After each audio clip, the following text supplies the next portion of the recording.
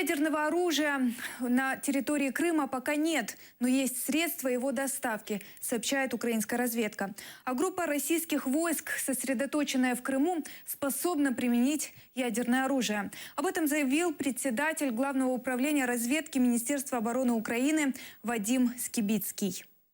Засоби доставки ядерної зброї, вони зараз перебувають на території Криму.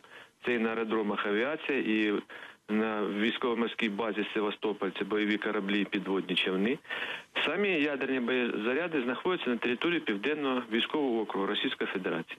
Вони можуть бути доставлені або на територію Криму, у разі прийняття такого рішення для оснащення засобів доставки, або ці ядерні боєприпаси можуть бути поставлені на озброєння, наприклад, літаки, коли вони перекидаються на аеродроми в Південному військовому окрузі. Після цього ці засоби будуть готові до бойового застосування.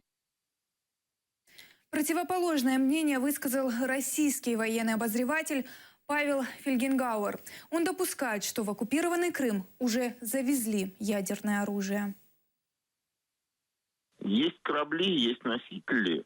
Ну, там, да, мы еще, кроме того, в принципе, должны появиться или уже, может, появились, но пока точно сказать нельзя, «Искандеры» разного типа, да, вот эти самые бомбардировщики Ту-22 М3, недалеко от базы находятся объекты для хранения ядерных боеголовок различного типа.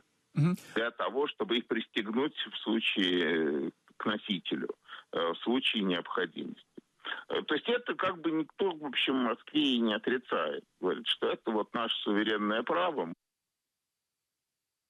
Согласно статистике ядерного клуба, наибольший запас ядерных боеголовок на сегодня принадлежит России. Чуть меньше запасов у Америки. Тройку лидеров замыкает Великобритания.